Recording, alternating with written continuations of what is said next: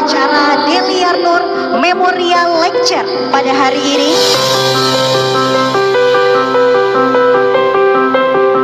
Baik, untuk kesempatan pertama saya persilahkan Profesor Dr. Syarif Hidayat untuk mengemukakan tentang demokrasi cukong, shadow state, dan anomali reformasi politik pasca Orde Baru. Silakan, Prof.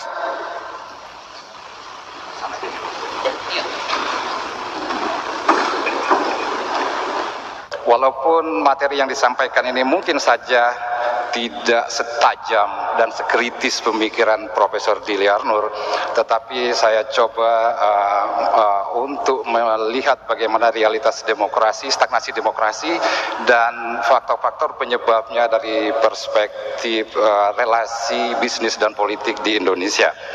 Kita akan masuk bagian satu. Kalau kita mengikuti berbagai analisis mustakhir tentang kondisi demokrasi di Indonesia. Nah, salah satu di antara yang menganalisis itu ada di depan kita Pak Saiful Mujani, dan kemudian ada Winter, ada kemudian Wijayanto, dan saya termasuk juga urun rembuk dalam melakukan analisis stagnasi demokrasi di Indonesia. Semua berkesimpulan bahwa Indonesia pada saat ini sedang berada pada kondisi stagnasi demokrasi. Jadi satu kata, stagnasi demokrasi. Tetapi ketika diturunkan kata stagnasi demokrasi itu kemudian bisa menggunakan berbagai terminologi. Ada yang menyebutnya dengan democratic in decline, ada yang menyebutnya sebagai democratic backsliding, ada democratic regression, dan saya cenderung menyebutnya sebagai democratic U-turn. Kayak gitu. Dan tentu berbagai argumentasi yang dikemukakan untuk menjustifikasi terminologi yang digunakan dalam rangka melabeli stagnasi demokrasi di Indonesia. Bagaimana bukti dari stagnasi demokrasi di Indonesia? Ini mungkin bisa dilihat di tabel ini. Dari data demokrasi Indonesia, kebetulan saya ikut membidani lahirnya Indeks Demokrasi Indonesia. Data itu menunjukkan dari tahun 2009 sampai 2020 perkembangan demokrasi kita cenderung flat, mulai dari 67 sampai 3,30, terus naik turun, dan terakhir di 2020 73,66. Skala yang digunakan adalah di bawah 60 buruk, antara 60 sampai 80 sedang, di atas 80 baik. Itu menunjukkan dalam rangka 20 tahun kita flat dalam kondisi sedang. Artinya tidak naik sampai menembus kondisi baik untuk disebut sebagai substantif demokrasi. Nah, ini bukti-bukti tentang adanya stagnasi demokrasi. Pertanyaannya kemudian adalah bagaimana menjelaskan kondisi stagnasi demokrasi ini bila dibaca dari perspektif relasi bisnis dan politik di Indonesia. Sedikitnya ada dua alasan yang bisa dikemukakan tentang mengapa stagnasi demokrasi itu terjadi bila dibaca dari perspektif relasi bisnis dan politik di Indonesia. Yang pertama, stagnasi demokrasi terjadi itu karena berkembangnya praktek shadow state. Apa yang dimaksud dengan shadow state?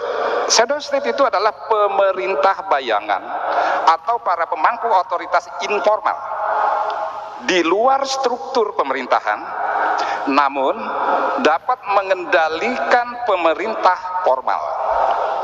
Jadi shadow state adalah kekuatan informal yang berada di luar struktur pemerintahan. Mereka bisa berkantor di hotel, di restoran, dan bisa memanggil bupati, gubernur, bahkan mungkin saja menteri ke kopi dan restoran, minum kopi bersama, dan membicarakan keputusan-keputusan pemerintah tentang pemerintahan. Nah, ini disebut shadow. Oke. Mengapa shadow state ini terjadi? Ini antara lain disebabkan karena dalam 2 dekade reformasi di Indonesia, ini ada kecenderungan yang kuat bahwa reformasi ini lebih ditekankan kepada apa yang disebut dengan state institutional reform, sementara state capacity itu cenderung diabaikan. Nah, dalam state institutional reform itu sendiri lebih juga ditekankan kepada apa yang disebut oleh Maigdal, pengembangan atau penguatan state image, atau dengan bahasa sederhananya pembangunan citra negara. Implikasinya apa? Implikasinya kehadiran dari negara karena lebih menekankan pada pencitraan tadi, akhirnya pada tingkat realitas negara cenderung hadir tapi tidak kentara atau bahkan absen. Dalam kondisi negara absen inilah, maka itu yang kemudian dijadikan peluang bagi shadow state untuk mengambil peran di luar struktur pemerintahan. Nah, kemudian penyebab kedua, kalau tadi yang pertama adalah shadow state, penyebab kedua dari stagnasi demokrasi dalam perspektif relasi bisnis dan politik di Indonesia ini, yaitu karena adanya pergeseran relasi bisnis dan politik pasca Orde Baru. Nah, kalau kita merujuk ke beberapa teori seperti dilihat di gambar ini, misalnya kalau kita merujuk pada teorinya Richard Robinson 88, itu mengatakan bahwa pada masa Orde Baru, relasi bisnis dan politik di Indonesia itu cenderung mengambil pola apa yang disebut dengan subordinasi bisnis terhadap state. Jadi bisnis dikurung oleh state. Tapi setelah Orde Baru, pasca Orde Baru, cenderung bergeser sebaliknya. State menjadi subordinasi dari bisnis. Negara kemudian dikendalikan oleh bisnis. Nah, kalau kita mengikuti proposisinya Andrew McIntyre misalnya, dia juga sama. Bila mana dia pada masa Orde Baru menunjukkan adanya semacam pergeseran dari namanya korporasi inklusif menuju eksklusif. Nah, pada pasca Orde Baru juga cenderung mendorong ke arah apa yang disebut dengan subordinasi state terhadap bisnis. Negara dikendalikan oleh bisnis. Mengapa ini terjadi? Nah, ini terjadi antara lain di Tenggarai. Ini akibat dari adanya persekongkolan, saya ulangi lagi, persekongkolan antara elit partai politik dan kapitalis. Inilah dua aktor ini yang telah mendorong terjadinya pergeseran relasi bisnis dan politik tadi dari subordinasi bisnis terhadap negara menjadi subordinasi negara terhadap bisnis. Nah, ini yang kemudian penyebabnya, ada dua aktor ini. Nah, proses argumentasi yang saya kemukakan ini mengisyaratkan bahwa pada pasca Orde Baru memang kita telah berhasil keluar dari otoritarian Soeharto, tetapi kemudian masuk ke dalam pelukan oligarki partai politik dan kapitalis yang selanjutnya berperan sebagai shadow state. Nah, shadow state inilah merupakan pertemuan atau perjumpaan antara oligarki partai politik dan oligarki kapitalis. Oligarki kapitalis dan kemudian menjadi sangat lebih berperan lagi ketika kita melaksanakan pilpres langsung dan pilkada langsung. Nah, karena dalam proses pilpres dan pilkada yang sifatnya transaksionis, butuh modal besar, maka tanpa diragukan kapitalis menjadi peran penting. Para kapitalis tidak saja ikut menjadi donasi partai politik, tetapi dalam banyak hal kapitalis juga menjadi pemilik partai politik. Bagaimana persekongkolan antara oligarki kapitalis dan partai politik ini digambarkan secara komprehensif oleh Aspinall dan Barsenhout 2019 dalam buku mereka yang berjudul Democracy for Sale, demokrasi untuk dijual. Nah, berikutnya kita lanjut, kita masuk ke demokrasi cukong. Nah, apa yang dimaksud demokrasi cukong? Akibat dari praktek shadow state dan pergeseran pola bisnis dan politik tadi, inilah yang telah mendorong munculnya demokrasi cukong, yaitu demokrasi yang lebih banyak dikendalikan oleh para pemilik modal atau kapitalis. Nah, kayak gitu. Para kapitalis tadi tidak saja hanya donatur dari partai politik, tetapi dia juga menjadi pemilik partai politik sehingga mereka bisa mempengaruhi berbagai kebijakan penting di lembaga negara ini, kayak gitu. Oke, mengapa kemudian demokrasi cukong ini terjadi? Lihat di gambar ini. Kita mulai dari angka 1. Angka 1 itu ada gerakan masyarakat sipil 1998 yang terutama juga digerakkan atau dimotori oleh para mahasiswa. Gerakan masyarakat sipil ini kemudian masuk ke kotak 2, itu berhasil menurunkan Soeharto. turun kekuatan rezim Soeharto dari otoriter secara formal berakhir, otoriter Orde Baru. Nah kemudian kita masuk ke kotak 3, kita masuk ke arena reformasi, nah masuk ke transisi demokrasi. Kemudian transisi demokrasi ini berharap menuju kotak lingkaran 4, yaitu menghasilkan demokrasi substantif. Itulah kira-kira cita-cita kita.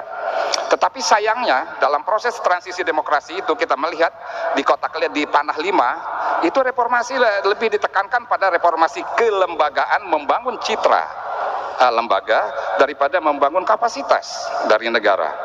Nah pada sisi lain kita masuk ke kotak 6, masyarakat sipil sendiri pecah. Masyarakat sipil, gerakan masyarakat sipil pecah, tokoh reformasi pecah kongsi, gerakan mahasiswa dan aktivis terbelah, fragmentasi orientasi politik masyarakat, terus kemudian politik transaksionis, jual beli suara dalam pemilu. Akibatnya kita masuk ke yang kotak 7. Nah maka inilah yang kemudian telah mendorong munculnya shadow state. Shadow state ini siapa aktor utamanya? Oligarki kapitalis dan oligarki partai politik. Akibatnya apa? Kita bercita-cita di kotak 4 demokrasi substantif, inilah yang kemudian telah melahirkan justru terjadi stagnasi demokrasi. Democratic in decline, democratic backsliding, dan democratic regression.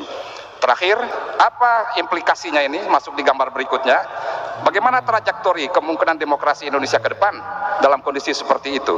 Nah itu saya gambarkan dalam kotak ini. Bila mana oligarki partai politik dan oligarki kapitalis ini terus berlangsung dan kemudian tetap juga didukung oleh praktek shadow state, maka kemungkinan trajektori yang akan terjadi arah demokrasi kita ke depan ini tergantung bentuk shadow state-nya. Kalau shadow state-nya multipolar, sifatnya multipolar, maka kita akan menuju ke arah apa yang disebut pemerintahan otoriter. Multipolar, artinya kekuasaan terkonsentrasi di beberapa tangan gelintir elit, kayak gitu. Tetapi kalau bentuk dari shadow state-nya bukan multi, tetapi monopolar, ini lebih berbahaya, bahwa kemungkinan Indonesia akan menuju pemerintahan yang bukan otoriter, tetapi lebih parah dari otoriter yang namanya personalistic governance. Jadi bedanya antara otoriter dengan personalistic governance ini, kalau otoriter itu adalah neraka, nah kalau personalistic governance itulah neraka jahanam, jadi lebih parah daripada neraka. Nah jadi kira-kira begitu trajektori demokrasi kita ke depan. Saya kira itu saja dulu sementara buah pemikiran yang saya sampaikan, dan kita bisa lanjutkan pada isi diskusi. Terima kasih. Wassalamualaikum warahmatullahi wabarakatuh. Terima kasih Prof. Sarif Hidayat. Ini demokrasi neraka jahanam ya.